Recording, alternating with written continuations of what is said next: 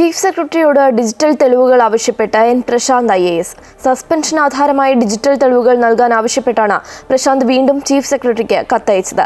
രേഖകളും തെളിവുകളും നൽകാത്തത് നിയമവ്യവസ്ഥയുടെ ലംഘനമെന്നും കത്തിൽ പറയുന്നു. എൻ പ്രശാന്തിന്റെ ഭാഗത്തുനിന്ന് വീണ്ടും അസാധാരണ നീക്കങ്ങൾ. ചീഫ് സെക്രട്ടറിയോട് ചാർജ് മെമ്മോയിൽ വിശദീകരണം ചോദിച്ചതിന് പിന്നാലെ സസ്പെൻഷൻ ആധാരമായി ഡിജിറ്റൽ തെളിവുകൾ കൂടി നൽകാൻ ആവശ്യപ്പെട്ടിരിക്കുകയാണ്. രേഖകളും തെളിവുകളും നൽകാത്തത് നിയമവ്യവസ്ഥയുടെ ലംഘനമെന്നും കത്തിൽ ചൂണ്ടിക്കാണിച്ചിട്ടുണ്ട്. തനിക്കെതിരെ ശേഖരിച്ച ഡിജിറ്റൽ തെളിവുകൾ സ്വകാര്യ വ്യക്തിയിൽ നിന്ന് ശേഖരിച്ചതാണെന്നും കൃത്രിമമായി നിർമ്മിച്ചതാണെന്നും സംശയമുണ്ടെന്ന് പ്രശാന്ത് കത്തിൽ പറയുന്നു. എന്നാൽ തെളിവുകളെന്ന് പറയുന്ന ഡിജിറ്റൽ രേഖകൾ തനിക്ക് പരിശോധിക്കാൻ അവകാശമുണ്ടെന്നും കത്തിൽ സൂചിപ്പിച്ചിട്ടുണ്ട്. പലതവണ ഇക്കാര്യങ്ങൾ ആവശ്യപ്പെട്ടിട്ടും നൽകാത്തതെന്നും കത്തിൽ എടുത്തു പറയുന്നു.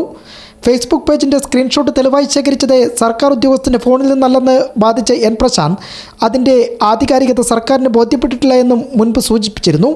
നിലവിൽ പ്രശാന്ത് തുടർ നിയമ പോരാട്ടങ്ങളുമായി മുന്നോട്ട് പോകാനാണ് തീരുമാനിച്ചിരിക്കുന്നത്. അമൃത ന്യൂസ്, തിരുവനന്തപുരം.